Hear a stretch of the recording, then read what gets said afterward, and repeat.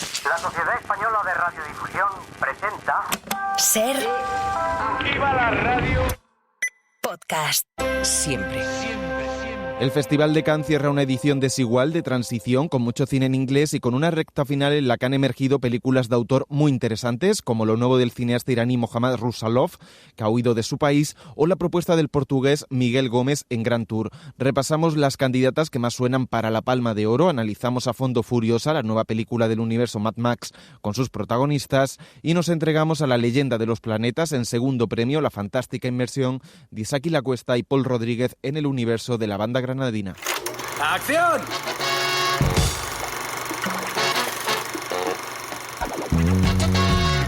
El cine en la Ser con Pepa Blanes.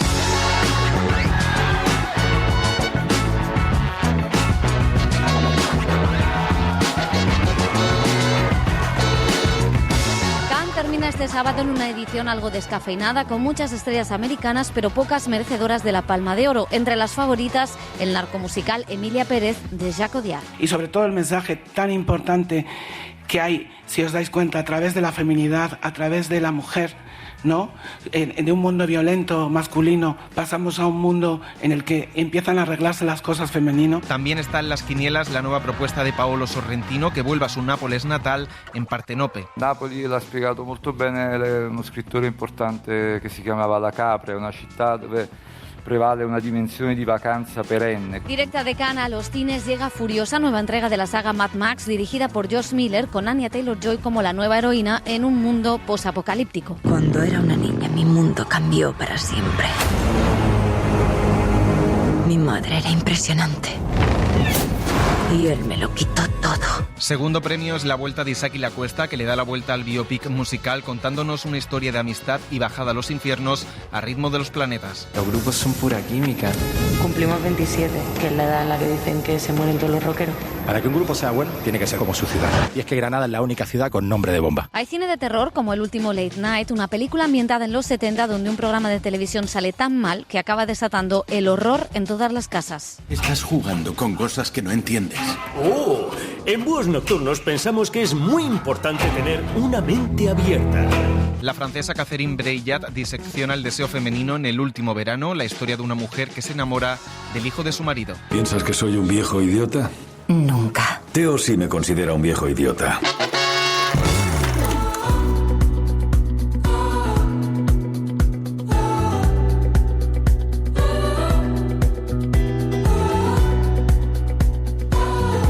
El cine en la Ser desde Cannes.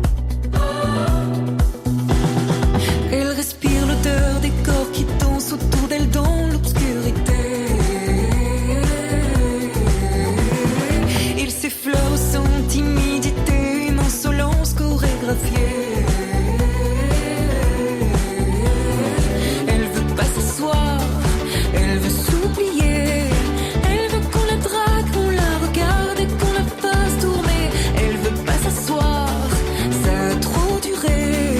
L'immobilité forcée, ce soir le vivre va recommencer. Il faut que ça bouge, il faut que ça tremble, il faut que ça transpire encore. Hola, ¿qué tal? Bienvenidas, bienvenidos a El Cine en la Ser desde el Festival de Cannes, donde esta noche conoceremos la película ganadora de la Palma de Oro. José Manuel Romero, ¿qué tal? ¿Qué tal, Pepa? Hay algunas candidatas que podrían coronarse esta noche, entre ellas una de las últimas películas en presentarse, The Seed of the Sacred Fig, La semilla del higo sagrado, del cineasta iraní Mohammad Russalov, que en el pleno Festival de Cannes huía de su país, de Irán, para evitar esa condena a 8 años de cárcel y latigazos. La suya es una película contra la censura y la pena de muerte en Irán. Otra candidata es Grand Tour, es la película del portugués Miguel Gómez, que cambia las normas del melodrama en una triste historia de amor en blanco y negro, donde una mujer busca a su prometido por Van Gogh, Rangún, lo que permite al director hablar de colonización, del destino, de cómo retratar Oriente y de ofrecernos una bellísima puesta en escena. Ela tem andado a seguir-me, intuindo o meu percurso. Tenho andado a fugir dela como um cobarde. Tudo Correrá bem, se Deus quiser. Quizá la palma de oro más original podría ser Emilia Pérez. La película de Jacques Audiard es un musical en México donde un narco logra cumplir por fin con una necesidad interior, convertirse en mujer. Esta historia permite al director adentrarse en un retrato del país contemporáneo para el que ha juntado a estrellas como Selena Gómez o Zoé Saldaña, con una de las sorpresas de este festival, la actriz española Carla Sofía Gascón. Pues para entrar en una película como la de Jack, creo que hay que estar como Jack, que está un poco para allá. No, está un poquito pues como los demás que estamos aquí. Yo creo que es un equipo de gente que somos creadores todos. Creo que el común de nuestro denominador es el amor que tenemos por lo que hacemos, por esta película en concreto, por el trabajo que hemos hecho. Me parece espectacular que estemos aquí todos nosotros, y en mi caso particular yo creo que yo también estoy bastante para allá. Entonces, a mí lo que me resultó más difícil de este proyecto no es entrar, sino salir. Para mí lo más difícil fue salir de Emilia Pérez y de Manitas y de esta maravillosa historia en la que nos metió mi querido Jack, porque ahora es mi querido Jack. Antes no, pero ahora sí. En Cannes no pueden darse dos premios a una misma película, con lo que la española podría ganar el premio a Mejor Actriz y el jurado decantarse por una palma de oro más de consenso, como parece que ha sido Anora. Es la nueva propuesta del norteamericano Sean Baker, la historia de una stripper que se enamora del hijo de unos oligarcas rusos y que supone una mezcla de géneros casi perfecta entre el thriller, el cine de gángsters y la comedia romántica, con dos interpretaciones brillantes, las de Mickey Madison y Mac Eilerstein. Dignity and the strength of Anora, because that's I think I approached this film in terms of themes, not exact issues. I wanted this movie to explore different themes, and one of them is power. Decía el director que esta es una historia de dignidad y fuerza, que quería explorar el poder y sus dinámicas, las de los ricos, frente a esta chica que les planta cara. División ha causado también Sorrentino con Partenope, una película que sigue esa estela de la gran belleza, pero que en lugar de la decadencia de Roma cuenta la maldición de su propia ciudad, Nápoles, a través de una joven bellísima que enamora a todos a su paso. Una reflexión sobre la belleza, la juventud, con una manera muy vieja escuela de mirar a las mujeres. No, faccio fatica a seguirla. Non è un film sulla maledizione della bellezza, è un film su una donna che nasce in una condizione ottimale per poter essere libera, perché nasce da una famiglia che è a sua volta libera, in una città que ha siempre fatto de la libertad, de la ausencia de juicio, una sua prerogativa. Y precisamente en este festival el cuerpo femenino ha sido un campo de batalla. Cómo filmarlo y cómo evitar la violencia contra él. La francesa Coralie Ferjat tiene posibilidades de colarse en el palmarés gracias a The Substance. Es una película de género puro y duro que reflexiona sobre la mirada de los hombres sobre las mujeres en el cine y en la sociedad. También sobre la violencia de las operaciones estéticas, con Demi Moore como una estrella despedida por cumplir años. Well, first, I don't know if I share that perspective of feeling canceled. And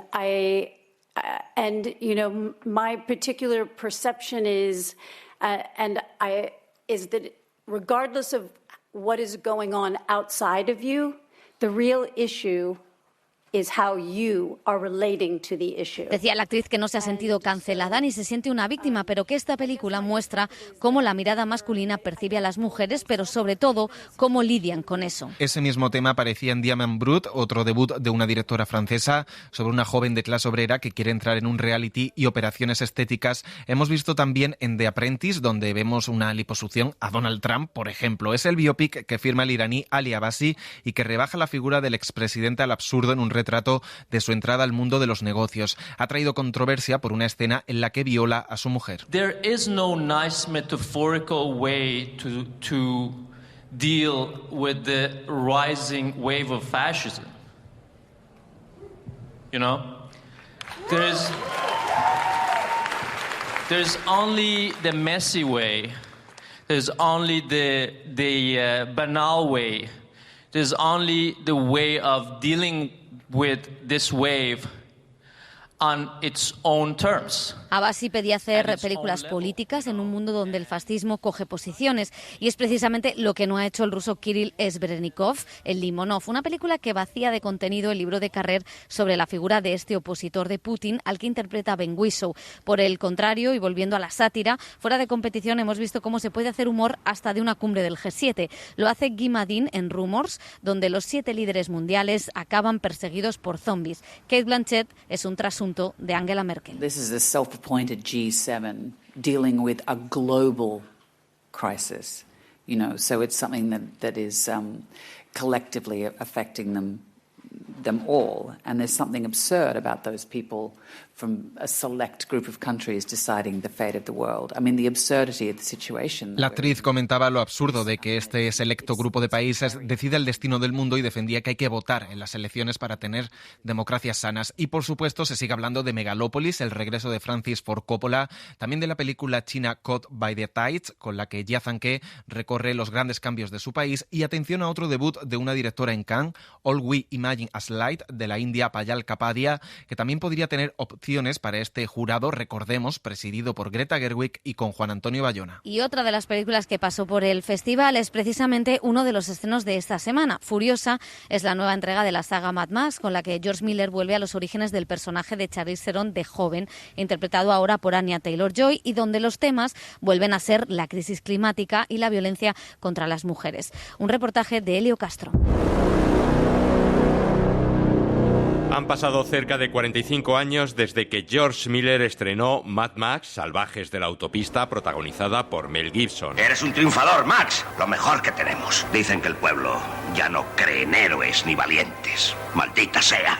Tú y yo, Max, vamos a devolverles los héroes. Una película australiana de bajo presupuesto sobre un mundo en el que escaseaban el agua y la gasolina y donde grupos de motoristas violentos recorrían las carreteras. El film, sorprendentemente, fue un gran éxito en todo el mundo. Hubo una segunda y tercera entregas, también protagonizadas por Mel Gibson. En esta última, más allá de la cúpula del trueno, salía Tina Turner. Mira a tu alrededor. Todo esto lo construí yo, con sangre y mierda hasta los sobacos. Donde había desierto, ahora hay una ciudad. Y cuando la saga parecía ya acabada, George Miller renovó ese mundo polvoriento y nos dejó una de las mejores películas de acción de lo que llevamos del siglo XXI, Mad Max, Furia en la carretera. ¿Qué veis? Grandes camiones, barracudas, llameadores y el mismísimo come hombres. Viene a hacer el recuento de bajas. Furia en la carretera ganó 6 Oscar. En ese film conocimos a Imperator Furiosa, interpretado por Charlize Theron.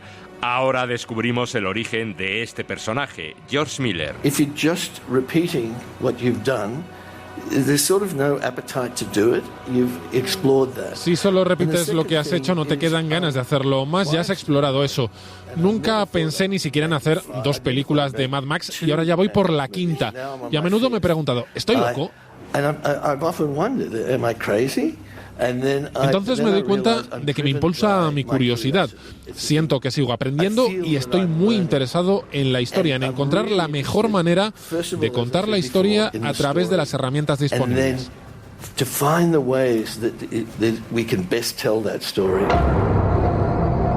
Anya Taylor-Joy, la protagonista de la serie Gambito de Dama, interpreta a Furiosa cuando es joven. Conocemos su origen y cómo y por qué se convirtió en la conductora de un gran camión que recorre el desierto. La primera vez que apareció Furiosa como personaje, recuerdo que me quedé como wow, nunca había visto cosas así. Y la representación es muy importante porque mucha gente cree que hay que ver algo para creerlo. Así que si se muestra en la pantalla y ves este tipo de fuerza femenina sensible, es algo que más personas entenderán que queremos ver en la pantalla. Aunque la película no sorprende tanto como la anterior entrega, sí que mantiene el mismo ritmo trepidante y casi salvaje de aquella. La idea de George Miller es la misma, contar una alegoría de un mundo destruido por los propios hombres y en donde no hay leyes. Todos luchan contra todos por la supervivencia. One of the attractions for me to tell these stories and why I'm still doing it Uno de los atractivos de contar estas historias y por qué sigo haciéndolo es porque son alegorías, y las alegorías, como todas las historias, son una forma de entender el mundo, no solo cómo somos hoy, sino también cómo hemos sido en el pasado. Y yo no puedo evitar contar estas historias y entender que aunque se sitúan en un futuro, tal vez 45 o 50 años después de la destrucción del planeta, volvamos a comportamientos primitivos, a la oscuridad, a la Edad Media, a épocas oscuras. Y de verdad hablan sobre nuestros tiempos. Nos piden que reflexionemos sobre este mundo que es muy caótico y difícil de entender. Y por eso creo que las alegorías para mí son muy atractivas.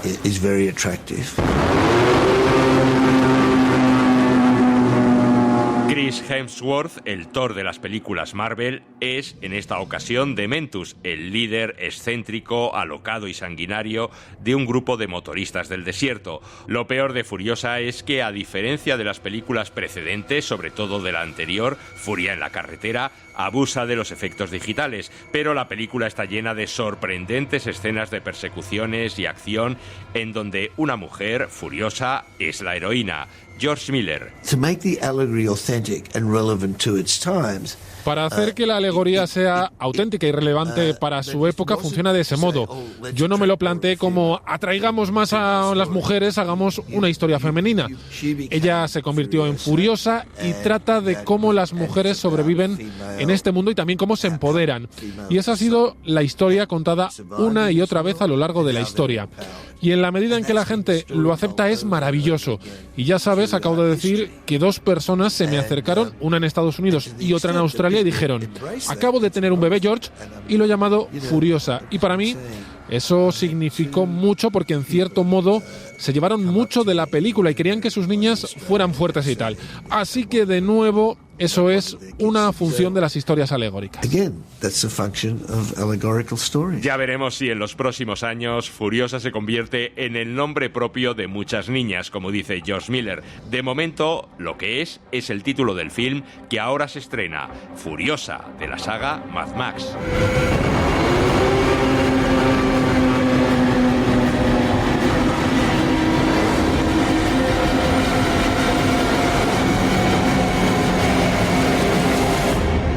Isaac y la Cuesta ganó la Biznaga de Oro del Festival de Málaga con segundo premio, una película sobre la amistad que cuenta la historia de los planetas, la banda granadina en un momento concreto de su carrera, en plenos años 90.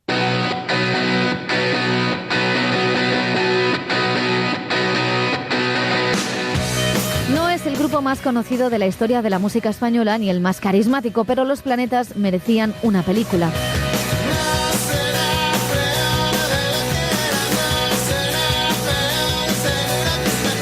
En los 90 marcaron culturalmente a nuestro país con un sonido que cambió la mentalidad sobre la música española y acompañaron a una generación en eso del desamor. Fueron Jota y Floren, también May, pero eso es historia o leyenda. A ella, a la leyenda, se encomiendan precisamente Isaac y la Cuesta y Paul Rodríguez, directores de Segundo Premio, una película que nos acerca a la banda indie, a Granada y a la amistad. A veces pienso que me llamaba a mí, pero en realidad quería hablar con él. Y hasta las canciones que dicen que me dedicó también estaban escritas para él. El problema es que cuando se hablaban entre ellos no les salían las palabras. Solo podían hablarse con la música. Pensaban que la música puede decirlo todo, pero luego no se entendían una mierda. La película, como la propia historia que cuenta, no ha sido fácil y ha estado a punto de aparecer y desaparecer. Un cambio de director, una urgencia familiar que provocó un rodaje a distancia y lidiar con un grupo de vuelta de todo. Sí, me gustaba mucho, lo tenía muy fresco. A mí lo que me pasa es que llego tarde a Los Planetas. O sea, me pasa un poco al revés. Pues es un proyecto que yo conocía por Jonás y del que habíamos ido hablando con Jonás varias veces y que yo veía con envidia y le decía que me daba envidia sana. Y entonces cuando Jonás decide abandonarlo, me llama un día y bueno, me propone hacerlo Y entonces, pues mi primera reacción es, hostia, pues qué bien. El resultado es una película que cuenta un instante concreto en la historia de esta banda, la grabación de una semana en el motor de un autobús, un disco clave en la música reciente y en la carrera de ellos. En su momento todo el mundo entendió que era un álbum sobre drogas y desamor. Sin embargo, años más tarde supimos, gracias al libro de Nando Cruz, que ese disco casi acaba con ellos y que las letras hablaban de la relación entre Jota y Floren, que estuvo a punto de romperse cuando el guitarrista perdió el control con la heroína. Canciones como Línea 1, Desorden o Segundo Premio, que da título al film.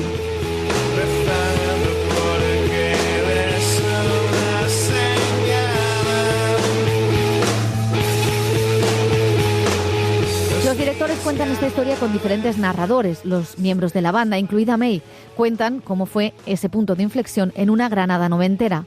Pues te das cuenta que todos te cuentan cosas distintas.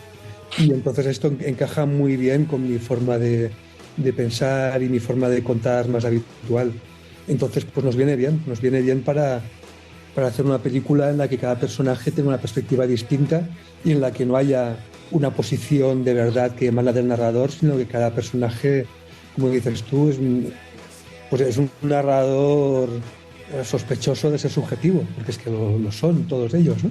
Las escenas en las que la droga hace efecto, los músicos meten al espectador en una estética muy ligada a la banda, que siempre se movió entre lo lisérgico y la psicodelia. Pero no es el único guiño, hay muchos detalles como un llavero con la X negra, que fue la portada del disco, guiños a la música de otras bandas amigas como Family o My Bloody Valentine, también el cómic de Spider-Man. Cámara 1 y 3, enfocando al público, enfocando al público.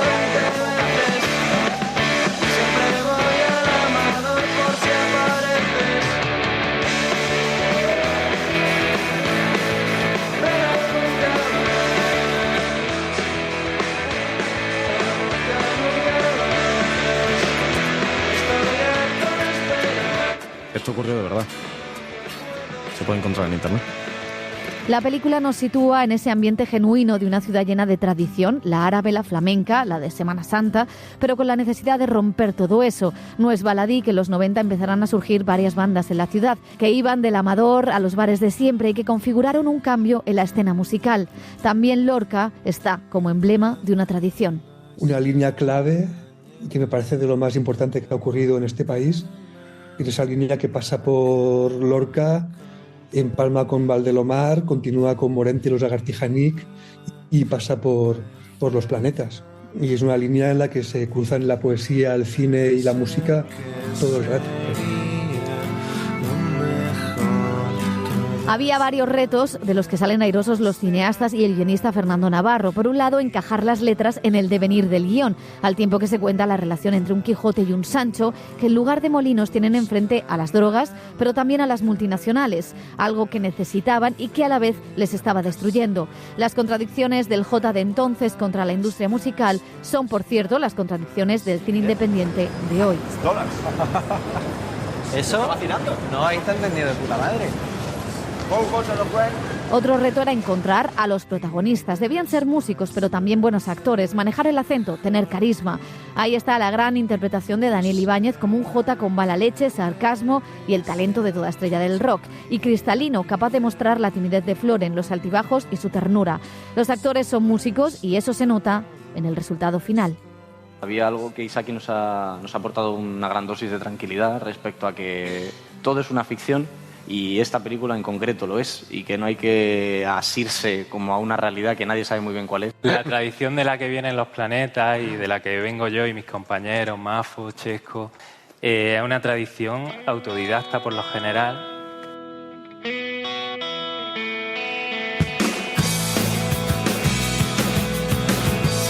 Dice el poeta y escritor catalán Paul Guas que la amistad no tiene tanto de familia elegida, que hay circunstancias sociales y económicas que condicionan de quienes nos hacemos amigos, así como nuestros gustos musicales. Esa reflexión sobre la amistad es quizá lo más bello de una película que muestra cómo no dejar a nadie atrás. Fue la gran enseñanza que aprendieron los planetas. Quizá esa sea parte de su leyenda.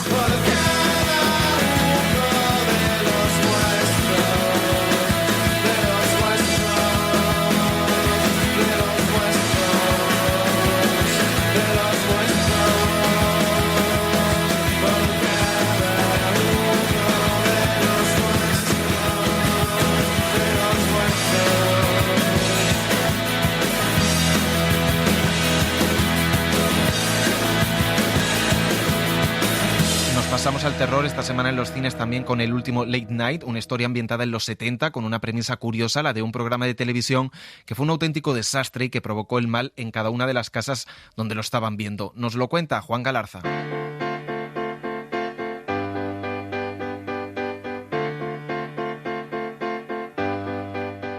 El found footage es una técnica cinematográfica mediante la cual una película es presentada como si fuese una grabación de dos personajes, que es más tarde descubierta o revelada. Aunque no se limita solamente al cine de terror, ese es posiblemente el género que mejor ha mostrado sus posibilidades. Muchos se acordarán del proyecto de La Bruja de Blair. Solo quiero pedir disculpas a la madre de Mike, a la de ellos y a mi madre. Siento tanto todo lo ocurrido. Su condición de falso documental promocionado como si fuese real no hubiese sido creíble sin este recurso, con el que se impulsó como un éxito sin precedentes en taquilla y como toda una influencia en el género. En España, Rec de Paco Plaza es quizás el mayor exponente del found footage. Voy. Estamos frente a la puerta de la casa en la cual parece ser que una vecina ha tenido algún problema. Dice... A las películas found footage se les suele asociar con ese estilo de cámara en mano propio de Rec o La Bruja de Blair, pero no es imprescindible. Los australianos Cameron y Colin Kearns proponen otro acercamiento a este estilo narrativo con su nueva película, el último Late Night. Pero ahora, con ustedes el señor Medianoche, Jack Delroy.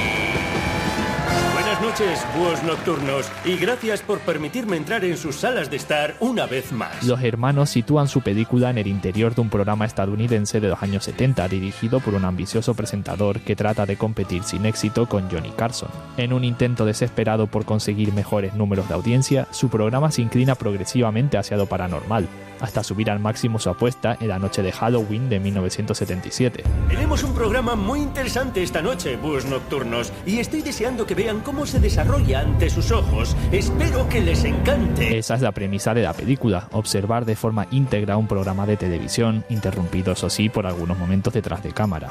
El programa es presentado desde el inicio como el episodio maldito de Late Night, por lo que la película es una invitación a observar cómo van sucediendo los hechos que acaban en un desastre paranormal. Estás jugando con cosas que no entiendes. ¡Oh!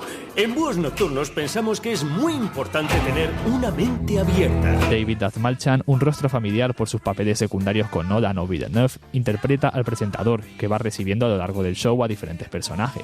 Un medium, un mago algo escéptico y una parapsicóloga que viene acompañada de alguien muy especial. Demos la bienvenida a la doctora June Ross Mitchell y a Lily, la joven protagonista del libro Conversaciones con el Diablo. Una niña procedente de una secta que puede invocar al mismísimo demonio. Lily, ¿puedes oírme?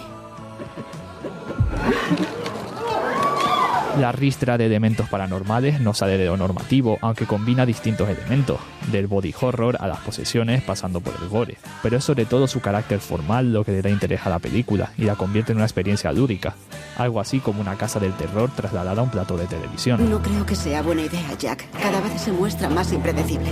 Por eso hacemos televisión en directo. El aspecto de found footage de esta película, muy apreciada por los fans del género en festivales como Sitges, no sirve tanto para darle verismo a una propuesta que ya sabemos que es falsa, sino más bien para enfatizar en forma de vestigio su faustico mensaje.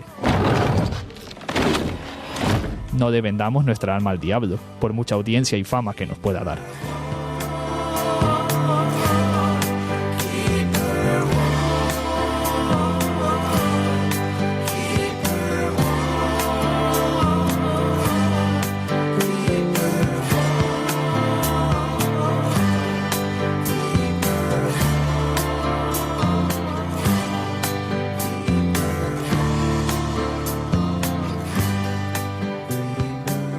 Y del cine francés llega una de las películas que estuvo aquí en Cannes hace justo un año, El último verano, de Catherine Breillat, una directora que ha explorado en su carrera el cuerpo femenino y el deseo sin ningún tipo de complejo y que aquí adapta un remake danés. Es la historia de una brillante abogada feminista que vive con su marido y sus hijas y que acaba liada con un hijo del marido con otra mujer, mucho más joven que ella. Lea Druck y Samuel Kirchner son los protagonistas. Hace tiempo que Pierre esperaba acercarse a su hijo. Esta es la ocasión. Hola, Theo. ¿Cómo has crecido? Voy a por tabaco. ¿Me acompañas?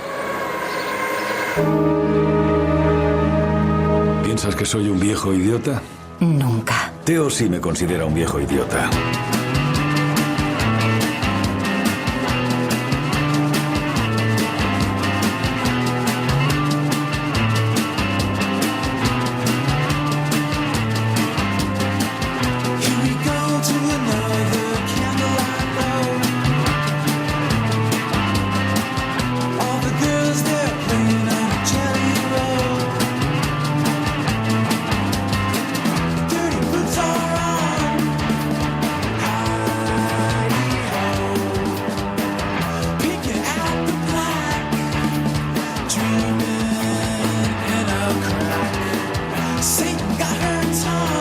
Cine en la SER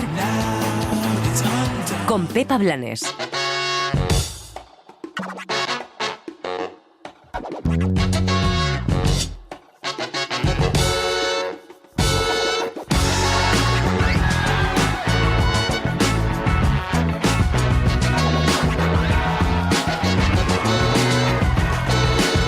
Terminamos el Cine en la SER. En la realización ha estado Julia García, en la producción, redacción y redes sociales José Manuel Romero y Juan Galarza. Nos vamos y lo hacemos con Clint Eastwood, que esta próxima semana cumple 94 años. Esto es Sin Perdón. Te veré en el infierno, William Money. Sí. Bien, ahora voy a salir. No dudaré en matar a quien vea afuera. Y si alguien se atreve a dispararme, además de matarle a él, mataré a su esposa y a sus amigos. Quemaré su maldita casa. Estáis avisados. Os recomiendo que enterréis a Ned. Y otra cosa, no se os ocurra maltratar a ninguna otra puta, porque volveré y os mataré a todos, hijos de perra. El Cine en la SER con Pepa Blanes. Cadena SER. 100 años de radio. Para no perderte ningún episodio, síguenos en la aplicación o la web de la SER, Podium Podcast o tu plataforma de audio favorita.